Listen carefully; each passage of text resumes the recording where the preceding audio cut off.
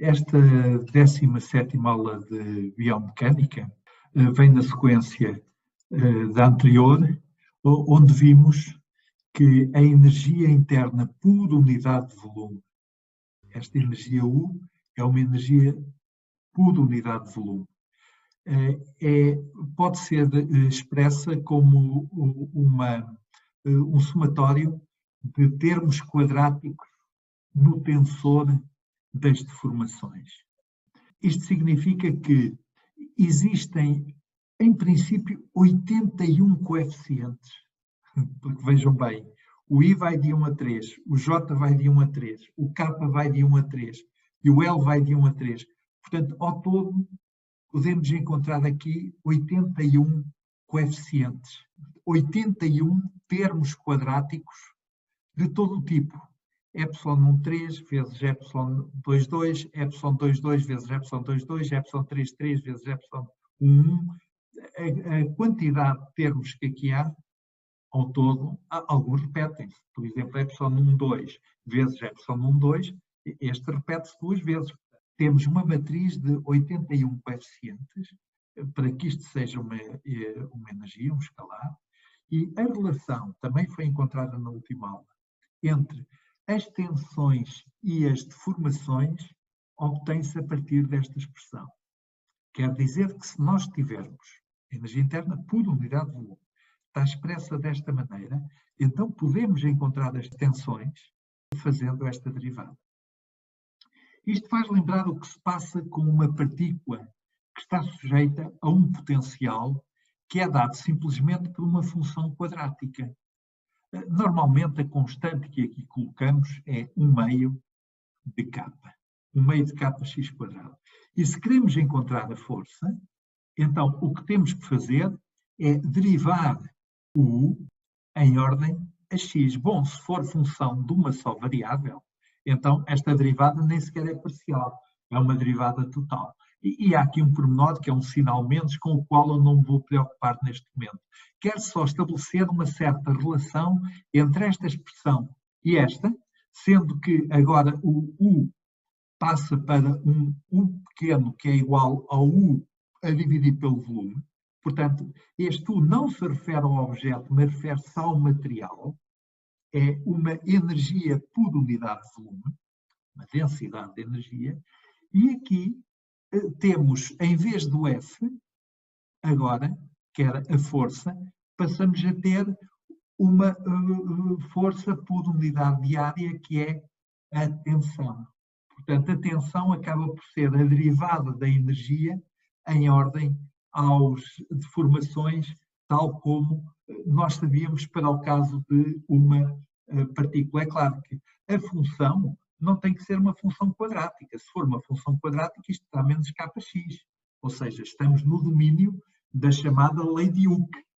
Mas a força é sempre dada por esta derivada, sendo U uma qualquer função de x. Se tivermos um potencial dado desta maneira, então a força é dada desta forma.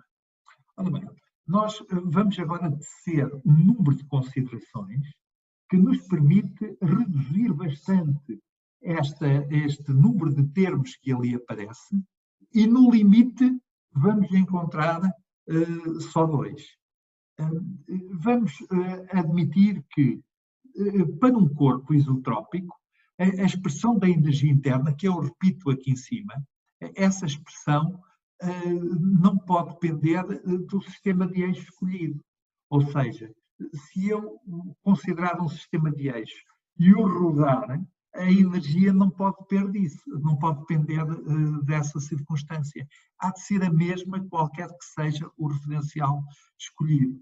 Isto quer dizer que a energia interna só pode depender de invariantes do tensor das deformações, pois se a energia interna depende do tensor das deformações, como aqui está em cima, então temos de construir invariantes do tensor das deformações para exprimir a energia interna. Não pode depender de outra coisa. Ora, acontece que, à custa de epsilon e J, à custa deste tensor de segunda ordem, só se podem construir dois invariantes quadráticos Claro, sem ser quadráticos, podem-se construir muitos mais, mas quadráticos só se podem construir dois que sejam independentes. Esses invariantes independentes são estes que aqui estão.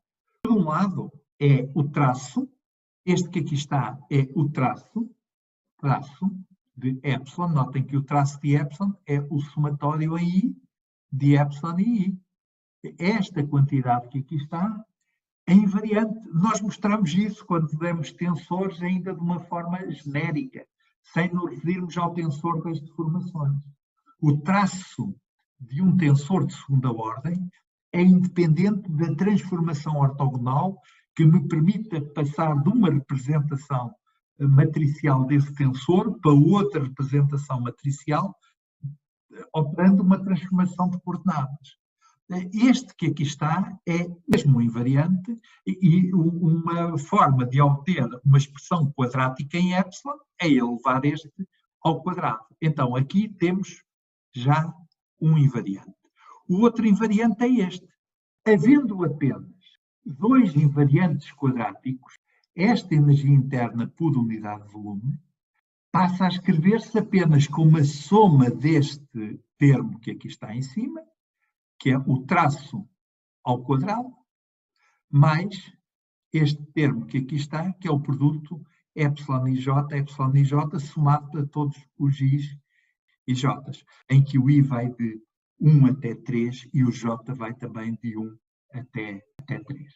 Temos então a energia interna, agora expressa apenas como uma soma de dois termos escritos de forma compacta. Notem bem, aqui temos 9 termos e aqui temos 3 termos ao quadrado.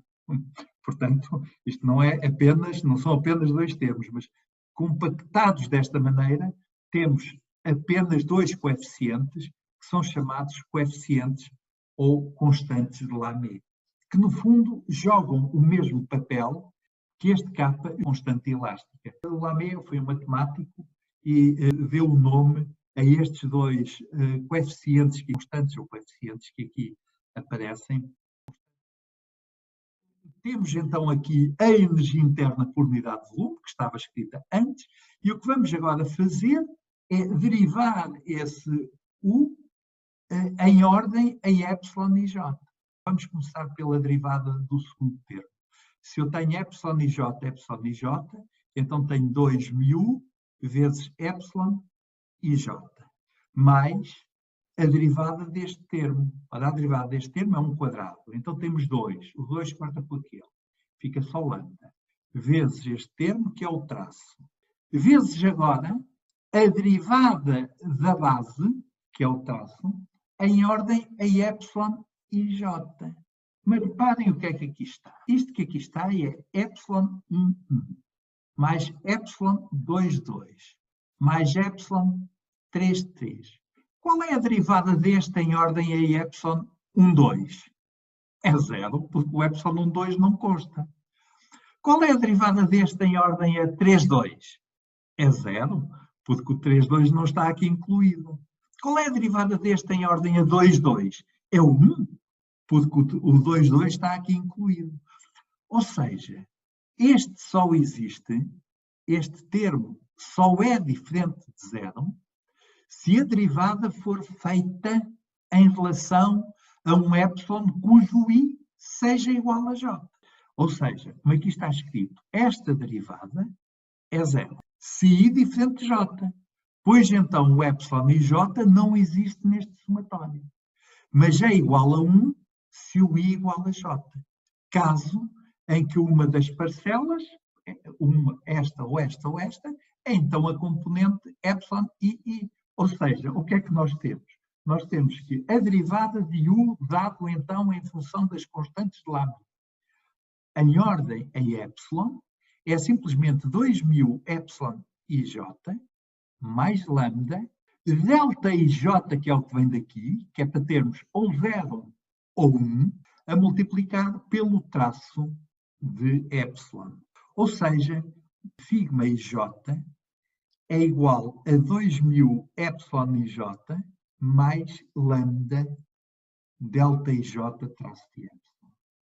Isto é muito mais rico do que aquela situação em que tínhamos um F em módulo igual a kx.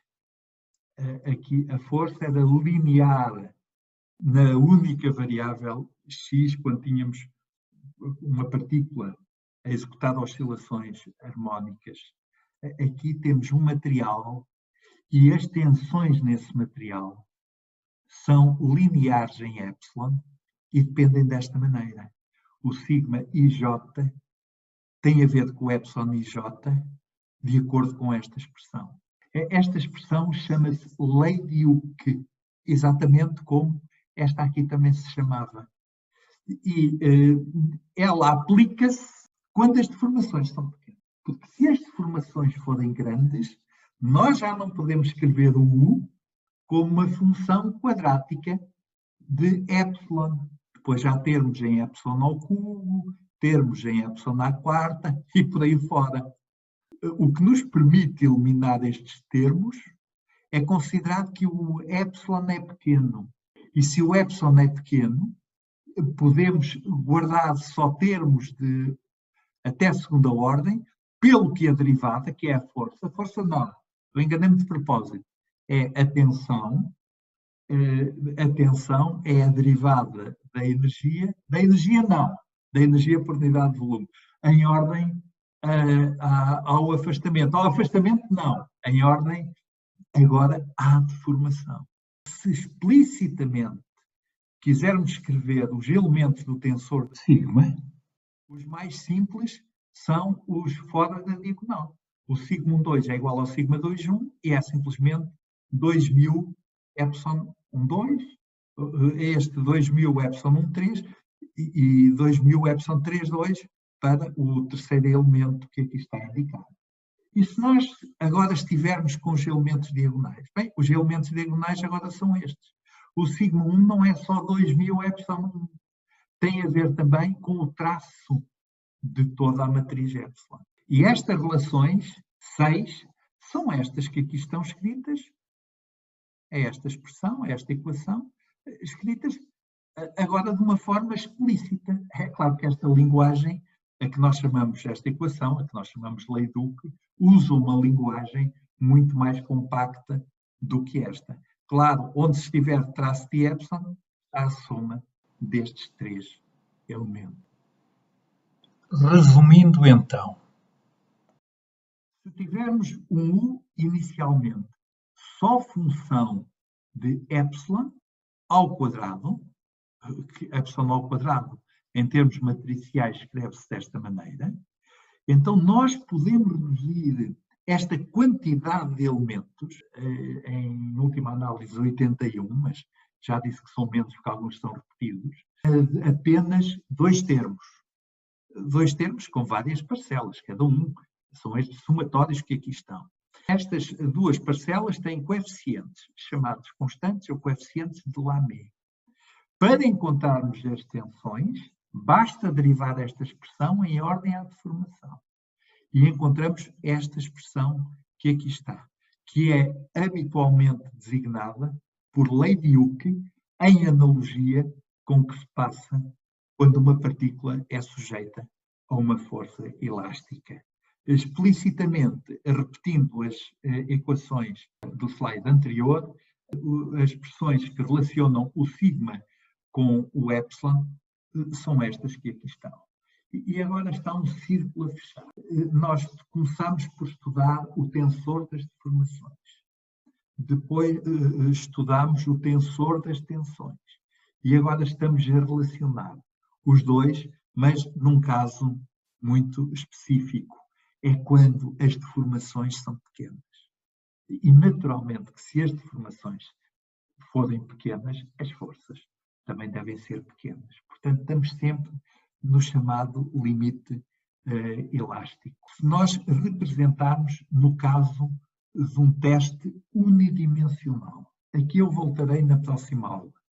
Se representarmos a tensão versus deformação, então este gráfico tem esta forma típica. Isto agora depende dos materiais. E há uma primeira parte desta curva que deste sigma em função de epsilon, há uma primeira parte que é linear, pois é aqui que nós estamos. Nós estamos no limite em que se aplica a lei de Hooke, que é este, lei de Hooke. Aqui já não há a possível aplicação, porque a deformação já não é elástica. Aqui a deformação já é plástica. E pode-se atingir até um valor de deformação, representado aqui por este ponto E, para o qual o material até entra em ruptura. Aqui ele pode deformar plasticamente, ou seja, já não recupera a sua forma quando o efeito da força externa cessa, mas nesta primeira parte, que é onde nós estamos, então se nós diminuirmos a tensão, diminuindo uma força externa aplicada ao material, então também diminui a deformação de uma forma linear. Eu tinha 81 elementos e agrupei-os em 2. Há várias formas de o fazer. Nós fizemos usando as constantes de Lamé, que é o lambda e o mu. Mas pode haver outras formas de o fazer. Estou a reescrever o tensor das deformações, somando e subtraindo uma mesma quantidade. Que quantidade é esta? É 1/3 de ΔJ traço de epsilon. E somo 1/3 de ΔJ traço de epsilon. Portanto, deixei o epsilon e j da mesma. Mas porquê é que fiz isto? É porque eu agora tenho aqui este termo, que é um termo de traço nulo. O traço deste termo aqui é igual a 0. Porque reparem bem, é o traço de epsilon menos 1/3 do traço de delta. E qual é o traço de delta? Bem, o traço de delta é delta 1 mais delta 2, 2 mais delta 3, 3. Então é 1 mais 1 mais 1 é 3. Então 3 sobre 3 é 1. Fica traço de epsilon. Este que aqui está é 3, a dividir por 3 dá menos, e portanto fica globalmente traço nulo. O que é que significa traço nulo no tensor das deformações? Significa que não há alteração do volume. E isto permite-nos então, esta separação, permite-nos então ter um termo relativamente ao qual só há deslizamento, que nós designamos deslizamento puro, não há alteração do volume do corpo, mas há um outro termo que dá conta por si só, este que aqui está, dá conta por si só de tudo o que é alteração de volume. Portanto, há vantagem em escrevermos o epsilon como um termo que é este, mais 1/3 de delta ij traço de epsilon. Com o tensor das deformações assim separado, nós podemos ir ao U e escrever o U então como aquele termo que tinha traço nulo ao quadrado, aqui agora atribuo um coeficiente G. E depois um outro termo que é simplesmente o traço de epsilon ao quadrado. Todas as alterações do volume estão contidas neste termo, por isso se chama a capa o módulo de compressão hidrostática. Agora, o que é melhor? É este aqui ou este? O que é melhor? É o escrito desta maneira, como tínhamos lá atrás, ou o escrito desta maneira? E a resposta é a mesma coisa. Tanto faz. Desde que as constantes kg por um lado e lambda mu pelo outro se relacionem assim, como aqui está neste quadrozinho amarelo. É claro que se nós derivarmos, vamos fazer isso, vamos derivar este U em ordem a epsilon e j. Olha, este 2 passa para ali, 2G. Agora temos este termo, entre parênteses, que é, tem a derivada de uma base ao quadrado. Portanto, é 2 vezes A base vezes a derivada da base. Mas a derivada da base em ordem de epsilon e j em ordem epsilon e j é 1. O mesmo que está aqui. Este termo só existe se nós tivermos a derivada em ordem ou a 1, ou a 2, ou a 3. E nesse caso também dá 1. A derivada deste termo em ordem a 1 dá 1, porque o traço de epsilon é epsilon 1 mais epsilon 2 mais epsilon 3. Se derivarmos em ordem a epsilon 2, dá 0, porque o epsilon 2 não aparece ali, mas também este delta já dá conta disso. Portanto, esta é a tensão expressa em função agora dos coeficientes G e K. E o que é melhor? É exprimir em função dos coeficientes G e K, ou como antes, tínhamos sigma e J igual a 2 μ epsilon i J mais lambda delta i J traço de epsilon. Isto era o que tínhamos no slide anterior. Neste. Foi o que obtivemos aqui. Está bem? E eu agora estou a escrever exatamente a mesma coisa, só que desta maneira, fazendo esta derivada.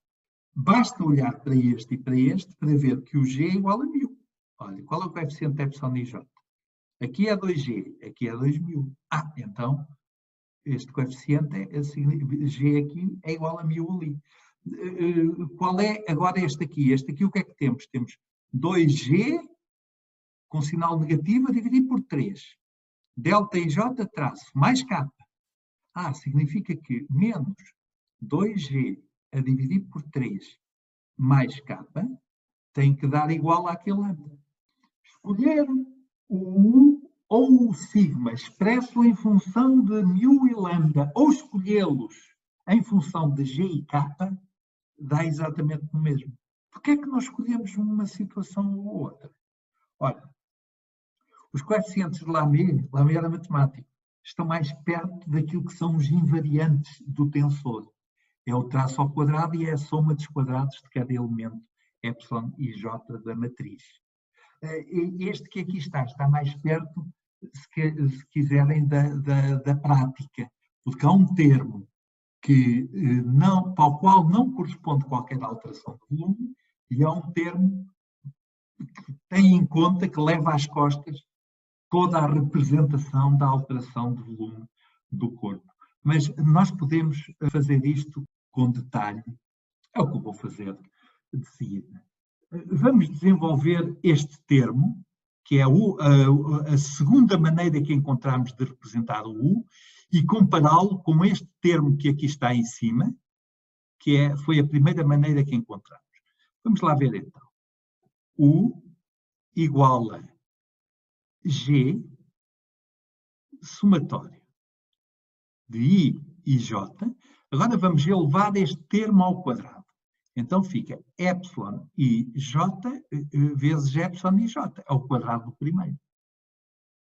Menos 2 vezes G, o primeiro pelo segundo. Bem, mas traço de epsilon é um número.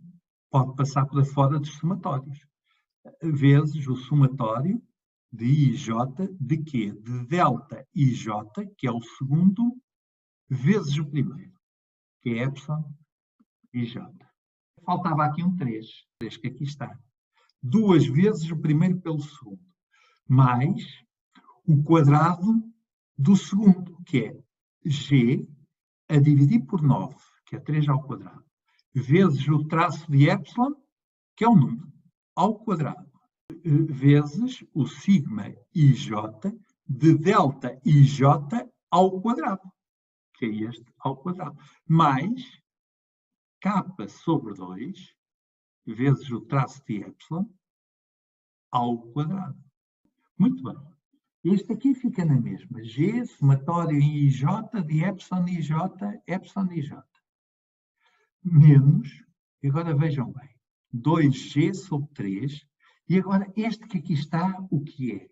Este é um duplo somatório, só que só existe se o I for igual a J. Porque este que aqui está é zero se o I for diferente de J. Ou seja, a soma em J pode ser aniquilada e ficamos só com uma soma em I de epsilon e I. Está bem? Porque só pode haver um I igual a J.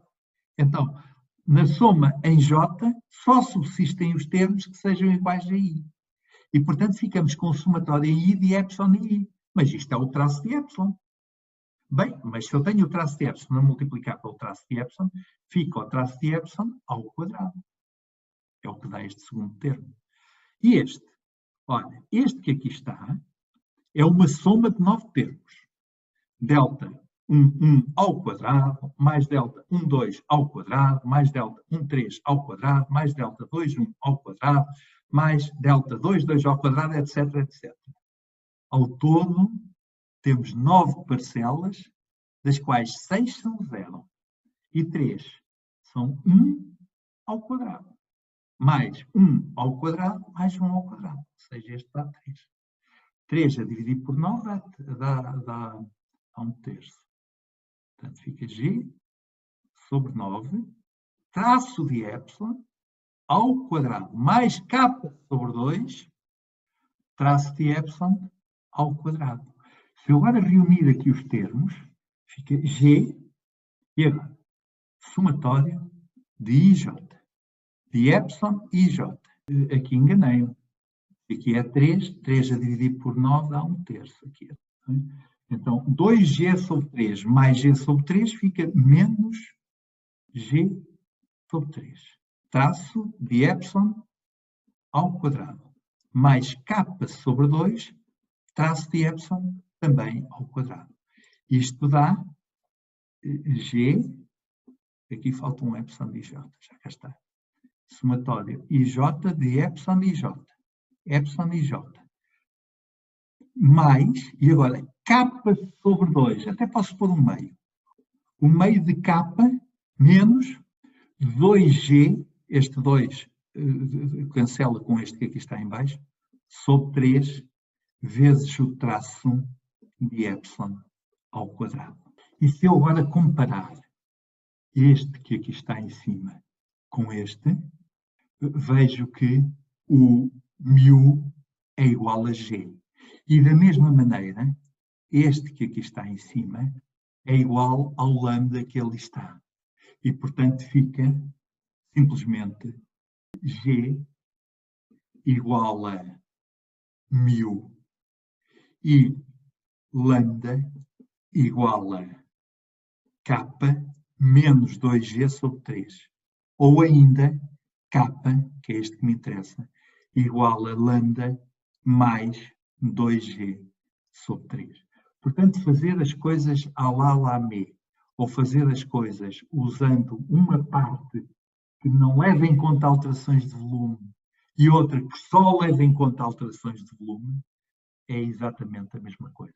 É claro que nós podíamos ver isto agora a partir daqui. Se derivarmos o U em ordem a epsilon e J, esta expressão aqui de baixo, temos que, por um lado, G, 2G epsilon e J, mais K, menos 2G, a dividir por 3, vezes simplesmente traço de epsilon e agora da derivada delta e J, porque só há derivada deste termo se o termo epsilon e J lá estiver, o que só acontece quando I igual a J. Ou seja, se agora compararmos esta expressão com esta aqui em cima, chegamos exatamente à mesma conclusão, que o G é igual a μ e que o K menos 2G sobre 3 é igual a lambda, de onde sai K igual a esta expressão. Vimos que podia escrever a energia por unidade de volume como uma soma de dois termos que tinham coeficientes de Lamé. Esses coeficientes também aparecem naturalmente na expressão da tensão, são os coeficientes μ e lambda. Vimos depois que era possível escrever este mesmo sigma e j como sendo 2G, epsilon e J, mais um termo, traço de epsilon, delta e J, agora com um K. K menos 2G sobre 3. Portanto, podíamos escolher esta forma ou, equivalentemente, esta forma. A primeira usa μ e lambda. A segunda usa G e K. Qual delas é melhor? Bem, depende das circunstâncias. Depende do problema. Ou um ou outro, mas é exatamente a mesma coisa. Mas ainda há outras maneiras. Ainda podemos escrever este sigma, ou em função dos epsilons, de outra maneira diferente, em que usamos o chamado módulo de Yang e razão de Poisson. E é isso que vamos ver agora. Vamos pegar nesta primeira expressão, e isto é uma igualdade matricial. Uma matriz do lado esquerdo igual a uma matriz do lado direito. E vamos, onde é que está aqui a matriz? Está no epsilon e j, 2000 é um número. Onde é que está aqui a matriz? No delta e j. O lambda traço de epsilon é um número. Não é nenhuma matriz. O traço de epsilon é um número já não é nenhuma matriz. Então, se tomarmos o traço do lado esquerdo e do lado direito, ficamos com traço de sigma igual a 2000 traço de epsilon. Mais, e agora temos traço de delta e j. Qual é o traço de delta e j? O traço de delta e j é 3. Então fica 3 lambda traço de epsilon. Reunindo fica 2000 mais 3 lambda traço de epsilon, ou ainda o traço de epsilon é o traço de sigma a dividir por esta combinação das constantes de Lamy. E o que nós agora vamos fazer é pegar neste traço de epsilon e levá-lo ali para cima. E então com o que é que ficamos? Ficamos com sigma igual a epsilon mais uma coisa que só depende de sigma.